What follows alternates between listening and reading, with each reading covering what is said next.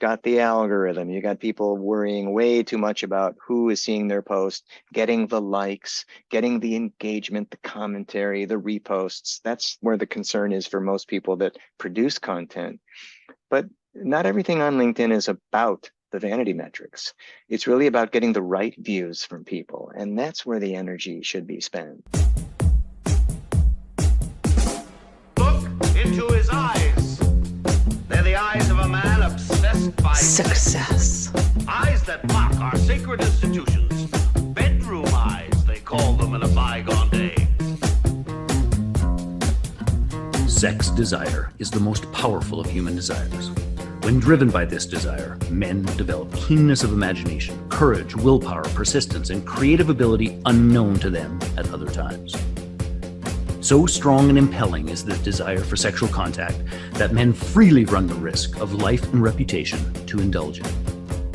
When harnessed and redirected along other lines, this motivating force maintains all of its attributes of keenness of imagination, courage, etc., which may be used as powerful creative forces in literature, art, or in any other profession or calling, including, of course, the accumulation of riches. Napoleon Hill.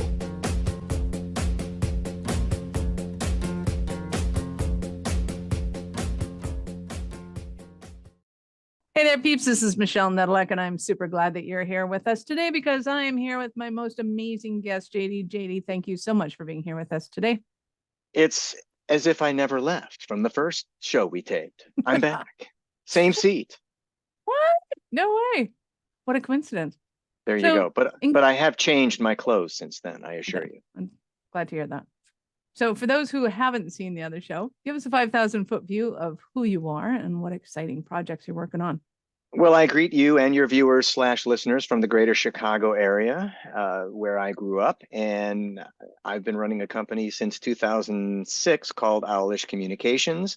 Actually been running it since the 1980s when it was a traditional marketing agency. And now it's a specialty boutique consultancy regarding LinkedIn. So I've been in the LinkedIn sandbox since 2006. Watched the site evolve, been there with every change. I've changed right along there with it, and I can certainly speak to its transformational power. In fact, I'm speaking to it right now as we speak. And we will, even more. So what made you decide on LinkedIn as a thing? It was destiny, man. I mean, I leaned over to see a couple of colleagues looking at it back in the winter of 2006. And that night when I went home and created my account, I was smitten and just never shut up about it. And within a very short time, somewhere around a week, I had transitioned from my traditional marketing practice to a consultancy solely focused on LinkedIn. Cool. What was it that made LinkedIn so sexy? You know, I was introduced to social media by my daughters, got onto Facebook, and when they didn't accept my friend invitations and hung me out to dry, I had to look in other directions. Social media was nowhere near as developed as it is right now. Obviously, back then, it looked very archaic compared to what it looks like today. And LinkedIn just appealed to me the way I was hardwired. It was around the business conversation. I was writing websites at the time I saw it, so I leveraged it to try to get clients for my business. But at the time back then, think of if I can take you back in a time machine, it had really been firmly etched as a job seeker site, and it was going up against the monster.coms and the careerbuilder.com. So it really wasn't established as a business development site. And I'd like to think I was a pioneer in that area because, to my knowledge, I was one of the first people in the world to offer LinkedIn profile writing as a service, and did so for salespeople, for executives, for business owners, not people looking for jobs, at least not right away. Right. So what are some of the tricks that LinkedIn does that the other girls just don't perform as well on? Tricks? Does LinkedIn do tricks? You know, it's interesting because sometimes, in fact, most times, I just kick back, let my eyes go into soft focus and just receive what the site is giving me, because there are enough people on it right now as we sit here and tape in the first few days of 2023, where everybody's kind of bringing their own attitude to it. It's kind of come this big sponge to absorb all the shock in our daily lives now. It truly does hold a mirror up to the human condition. And you see so many people talking about non-business things on LinkedIn. It kind of does raise the eyebrows and furrow the brow a little as to why they would volunteer some of this information, kind of like the TMI syndrome. But you know what? To their credit, they're expressing themselves. They're exposing a little bit more of themselves. They're revealing themselves to people in ways that business people traditionally never did. Absolutely. And I welcome that with open arms, even if it is too much information sometimes. Sometimes. At least you tried. You put it out there. Sometimes. So what are some of the things that people should be putting out there that they haven't been? And they're going like, nah, I'm not putting that out there. You know, I think we've all kind of established our own personal boundaries there. And I know there are things that I don't touch. Certainly the politics and religion aspect, I leave well enough alone, so to speak, and I would never ever post anything like that. Nothing incendiary, nothing inflammatory, nothing that offends people. I think we know right now how sensitive that human You do know I have a podcast experience called is. Happy to Offend You, right? Well, I'm happy to listen to it at some point. I mean, you know, look, I've got a very well-developed id that's controlling my ego very well, and I'm refraining from all of those impulsive behaviors that sometimes people don't refrain from. And you see it more on Facebook. You certainly see it on Facebook. You see it on Instagram. You see it on TikTok. And I think LinkedIn has appealed to the sensibilities of the business community because, again, it's around professional conversations, meaningful conversations that are designed to elevate profiles in the business world, advance careers, build businesses. I mean, you don't want to get too silly. You don't want to do material on LinkedIn, you know? Right. So I assume it's based more on what you do for a living. As you know, if you wouldn't do it as part of your business criteria, then you're not going to do it as part of your LinkedIn profile as kind of some, to use a bowling analogy, as your gutters on either side, just so you know what the straight and narrow is whatever you wouldn't talk about.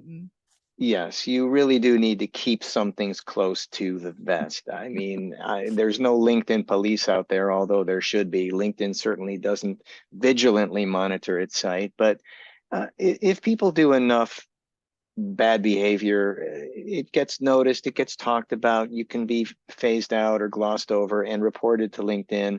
Certainly if you cross the lines and you're into areas like sexual harassment or hate or racist commentary, that's going to go out there. And the usual, I don't think you want that going out there. Nobody wants that going out there, right? Well, the usual, your rights end where my rights begin.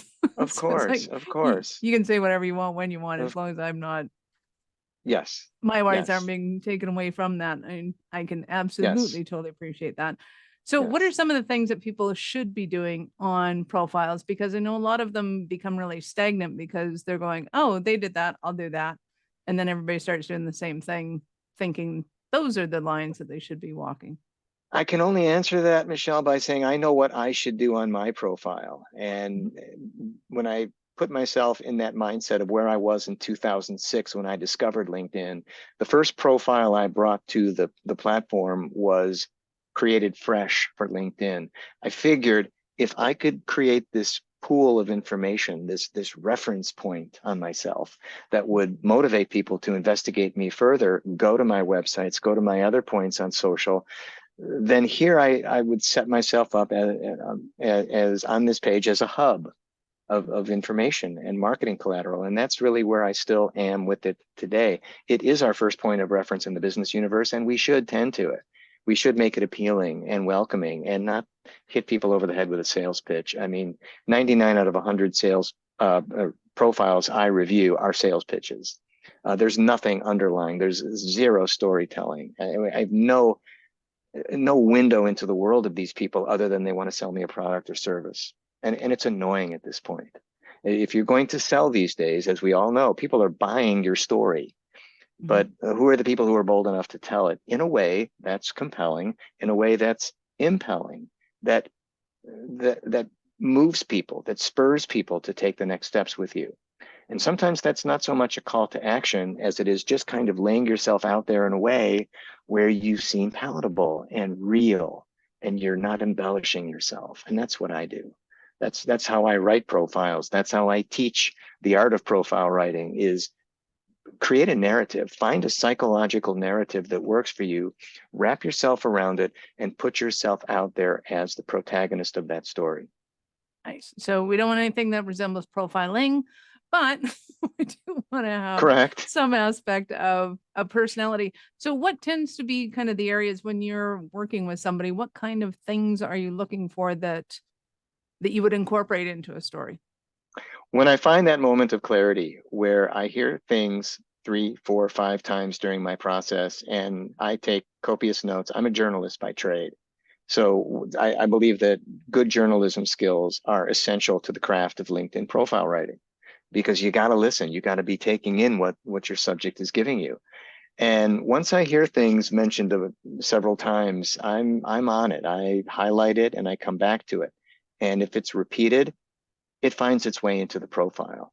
And things that don't find their way into the profile, typically when someone says, hey, JD, don't include that in my profile, I kind of take the hint. I get it, so to speak. Okay, But that one's out. but I also am wise enough through the years, as the wise owl that I am, to incorporate things that advance the conversation, that will generate interest in my subject. That's what the functionality of the profile truly is to create interest and generate demand on you. Nice. Well, and I have noticed in my experience that the earlier people were born, the less apt they are to talk about things that aren't business. Well, I don't want to say they're not business related, but it's kind of, it's opening the curtains and you get to see, the Wizard of Oz behind the curtains. And they're like, no, we don't want to see the Wizard of Oz behind the curtains. Whereas the younger generation tends to just kind of go, yeah, that's me. Hey, what? Well, there's your Instagram generation and your TikTok generation and everybody bearing all. And, no story is too taboo at this point. And that's where kind of like the elder statesmen of LinkedIn, the baby boomers, the people who are who have maybe come from siloed corporate careers, they will never do things like that, nor do they feel others should. So I think that, again, it's about finding the happy medium. Again, a business platform, a corporate platform, a politically correct platform. You don't ruffle feathers on this site. And that's where LinkedIn separates from any of the other sites on social media. So I really want to crack this egg just a little bit so that somebody can see. I thought we were done cracking it. I thought the egg was out. I really did. You want to go deeper, huh? We want to go deeper. All What right. can I do? Do I say, is it about how we do our business process and, what are we doing at our desks all day? Is it about, do I really like wearing glasses? Do I like wearing a tie? Does anybody care? Like, what is something that somebody might actually be interested in? I have no that idea. I'm not exposing. I have no freaking idea. I have seen stuff that for the life of me, Michelle, I cannot understand how this gets the engagement it does. I really don't. On that one. And then I see stuff that should be getting viral spread that just dies on the vine. There's seemingly no rhyme or reason. You've got the algorithm, you got people worrying way too much about who is seeing their post, getting the likes, getting the engagement, the commentary, the reposts. That's where the concern is for most people that produce content. But not everything on LinkedIn is about the vanity metrics.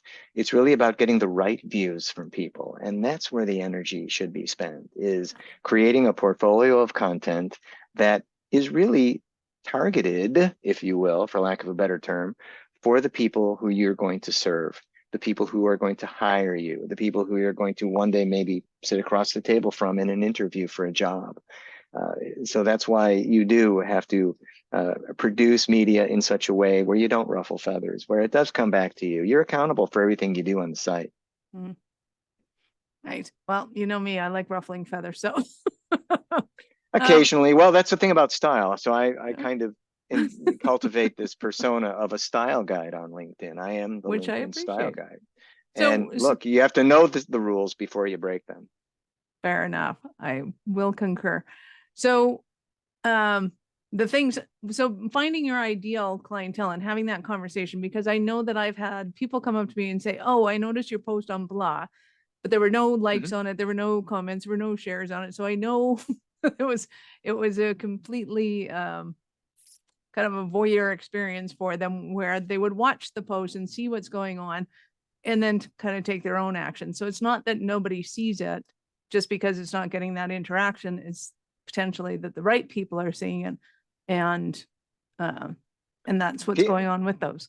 People see it. People see what you're doing out there. Not everybody, but a huge swath of your network will see what you're doing, especially if you're regular and posting content, parsing yourself out there at intervals. So they will see it. The question is, why aren't they engaging on it? Why aren't they liking it? I think it's a great psychological study, and one that I would like to write about is people who love you. They'll look you in the eye or in the webcam and they'll tell you how great you are. Michelle, you're great. I see you out there all the time on LinkedIn. You're just killing it. And then crickets, man. It's like your posts fall into the canyon, into the void, into the abyss, and you never hear from these people. But they're seeing it. I hear it all the time. JD, great post the other day. And I'm thinking to myself, okay, well, gee, you could have liked it. You could have said something. Right. And not just great post, JD, but just, something a little bit, deeper than that. Well, commentary with insight. Right. Well, and I think to have a commentary with insight, one needs to know how to articulate their thoughts. And I don't know how really good people are at articulating their thoughts. I mean, I think for myself, I kind of had to blurt. The pendulum had to swing before I could pull it back in, because it was too used to censoring everything I said. And then I just went, I'm not censoring anything I say. And then I went, oh, there's probably a happy medium in here somewhere. Yeah, and I think that's the default behavior patterns that come up.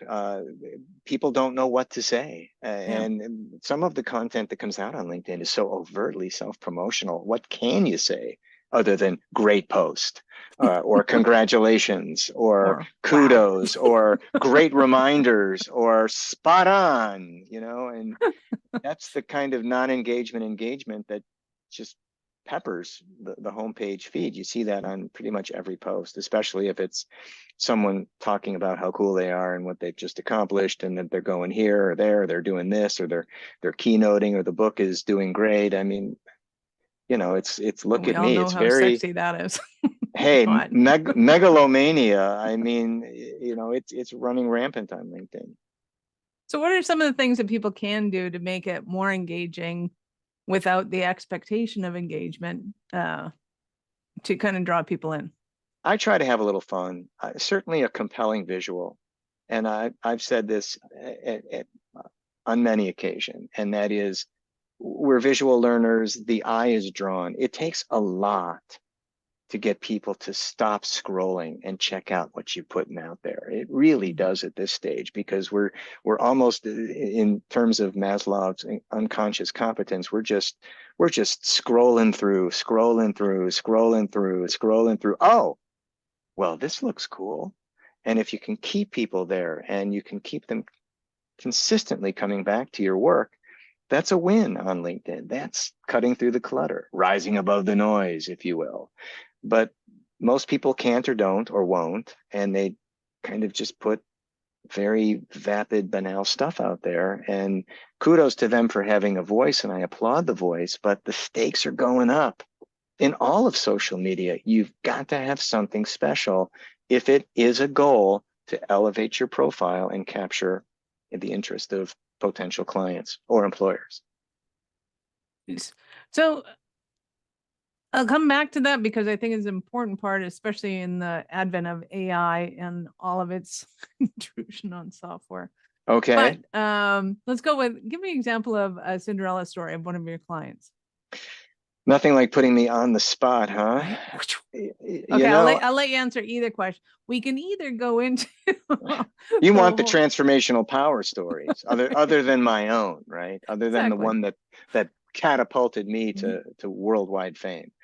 You know, I think everybody has their private victories, and it's success stories are written on LinkedIn every day, even away from my eyes. And I hear it because I see it, and I acknowledge its presence, that this is the platform that really changes lives. On Facebook, on some of the other platforms, you can connect with relatives. My wife connected with a cousin that she hadn't known in decades, and it was a Facebook miracle, really. But on LinkedIn, the ability to go from something you casually observe into a connection, into a conversation, receive a job offer, and then go on and have the time of your life, that is powerful, man. That's impressive. And that's what I like to hear. Many of my clients are scratching and clawing to just try to get one client, and take a lot of what we do for granted out there in the digital world. But the challenge is to make yourself compelling. We all hear it, everybody. If I see one more blog or article on 7 steps to writing a killer LinkedIn profile, I just might hemorrhage. But invariably, each one of them will say, create a compelling LinkedIn profile. And you're, okay, that's all I have to do? Create a compelling LinkedIn profile? Well, here I go, ready to compel. It's not that easy. It's work. And I think that the win comes from the acknowledgement that you have worked, that you have rendered yourself well on the profile. You're being researched well. You're drawing positive attention to yourself. And you're getting into these conversations that hold promise. And we all know what those are.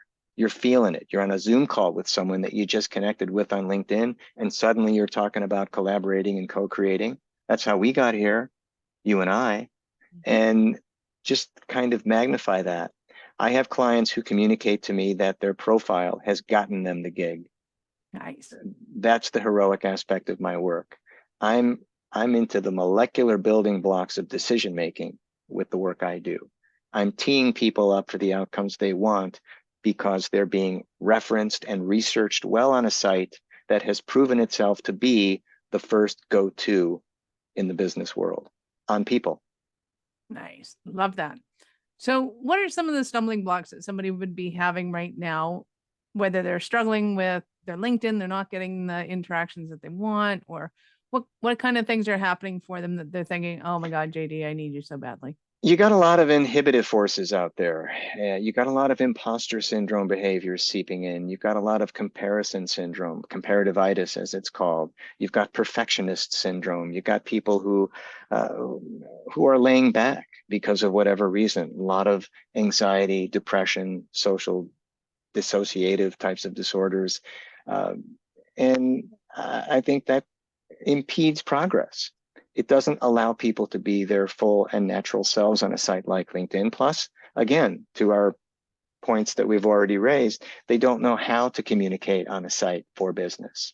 So I think that's really a stumbling block for people. They've got to get over their own selves. Thought partnership in my engagements is geared toward that. Imposter syndrome you'd be hard pressed to find an article about imposter syndrome, say 10 years ago. A decade ago, but now it seems to be coming up in a lot of work that consultants do, and a lot of motivational posts are there to deal with imposter syndrome. Mental illness in general, you've got burnout. A lot of people are burned out. The great migration, everybody's shifting jobs and shifting values and shifting paradigms, and everybody's in flux. And there's this kind of stabilizing calm that comes from clarity. And if we could only produce that clarity, and that's a problem for many people, and that's what causes the stress. Yeah, and I see that a lot with people, especially when they start to get frustrated because the idea isn't coming together for them yet. They can articulate it, but even when they articulate it, they're seeing that articulation through their own filters, and they're not seeing when they get excited. They're not seeing what drives them. They're not seeing, they think they're telling the same story. And it's like, that was not the same story as that one. That one is way more fun to listen to. We got to get that one, in front of the public. So I think being able to tell their story to you, and especially as a journalist, to be able to draw those things out that make things entertaining. Right.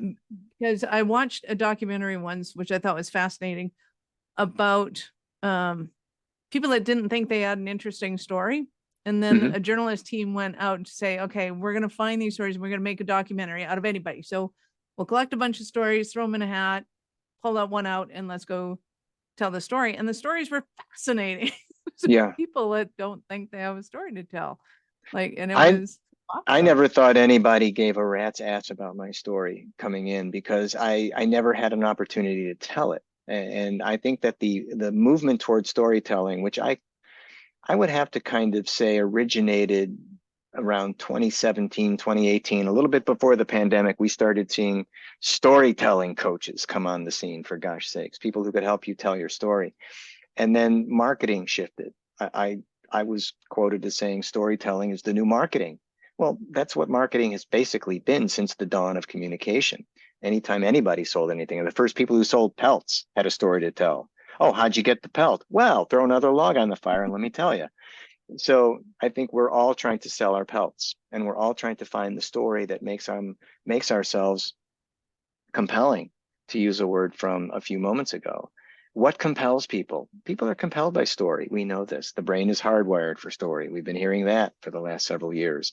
But now it's different because the art of storytelling in a way that makes sense with a client, a customer, a connection, a colleague, we're being more forthcoming with our story, and our story is tied to our value proposition.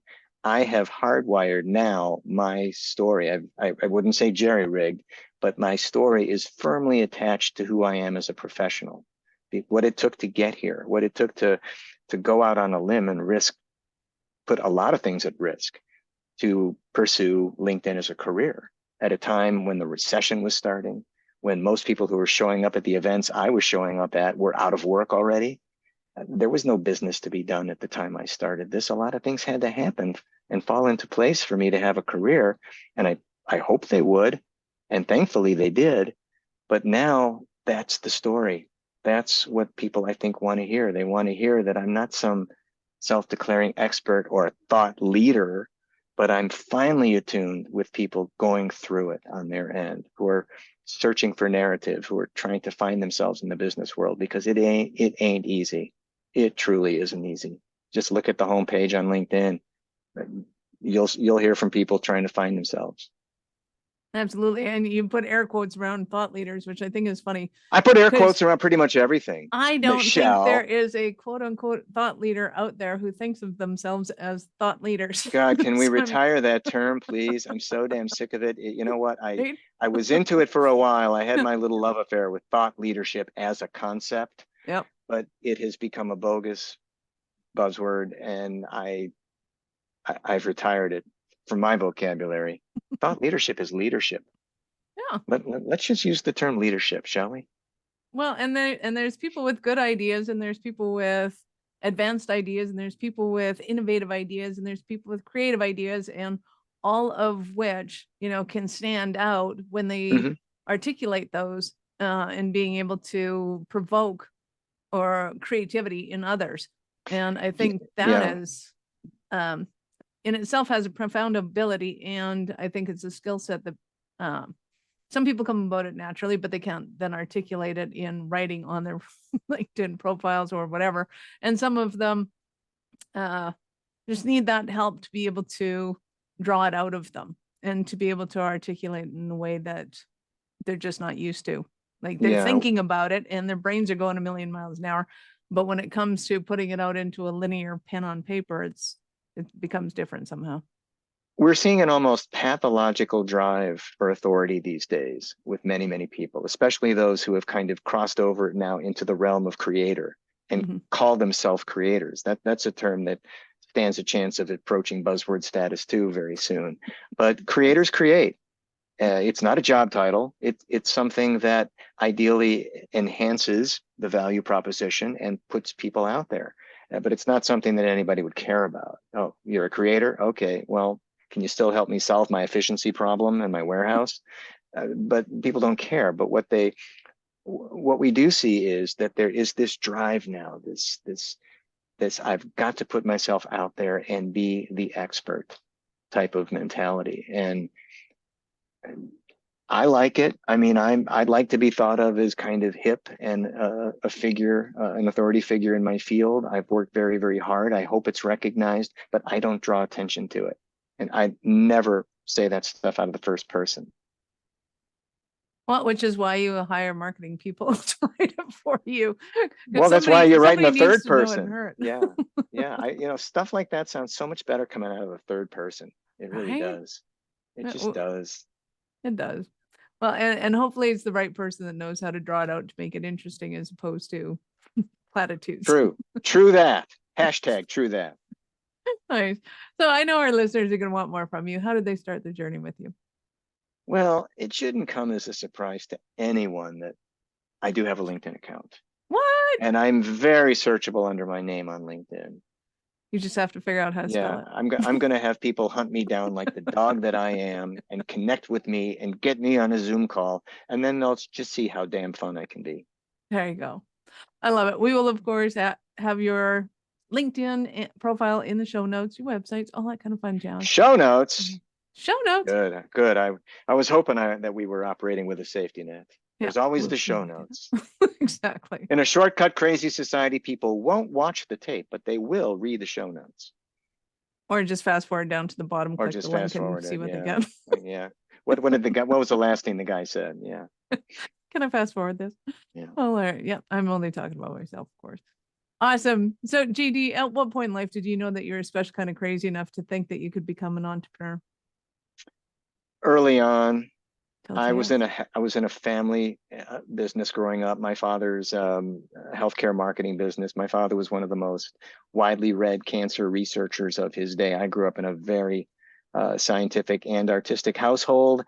And I'm pretty sure that in college, even though I went through the motions of maybe envisioning myself working at a company someday, I was groomed to be a doctor. That didn't happen. I fell into an industrial organizational psychology program, got a master's, got another MBA, felt that I could get hired in advertising, but maybe not getting hired was the best thing that happened because I don't think I could really do the corporate thing. I just have always been more comfortable taking the risk, being my own boss, all those little cliches associated with entrepreneurialism. I love the idea of waking up and being challenged and having the playing field in front of me to improvise. Everything I've ever done has been improvised. I have had no blueprint, no roadmap. And I'm still here to talk about it, for God's sake. I love it. JD, you have been awesome. Any last words for our peeps? No last words. I'm completely at a loss for last words. You're a journalist, dude. Here's what I would say. Here's Yes, what I you would do. say to Totally sum have up, last if words. you Fire. will. Okay. So there's a lot of uncertainty in the world right now, as we know. GJD, what a profound last statement. A lot of VUCA, which is even a more complex term. You've got the V, you've got the volatility, you've got the uncertainty, you've got the complexity, you've got the ambiguity out there. Again, a lot of people just trying to intersect with the right people, the right opportunity at the right time. It's hard. Understanding people, we're all told to do that. Kindness, empathy. I mean, did anybody ever have to remind us to be kind to people? The A word, authenticity. I mean, all of these human characteristics are coming out, and we're probably more in touch with our humanity as a species than we ever were before. There's just too much happening, and social media has really fueled the fire for that. I would say take a step back, relax, breathe, and go out there and do what you feel is right. Because again, in the end, it's not what I say or you say or any other YouTube tutorial tells you to do. It's about what you feel is inherently right. That's all I got. And we'll probably have another episode with JD because we have more. So, well, only if people request it. there you go. Yeah. JD, Otherwise, you've been awesome. Yeah. Thank you so much for being here. My pleasure, Michelle. Thank you.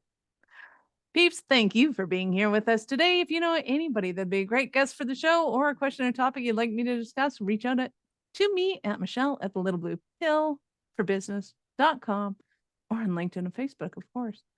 This is Michelle Nedlick, your mistress in business, helping you get it up and keep it up for yet another week.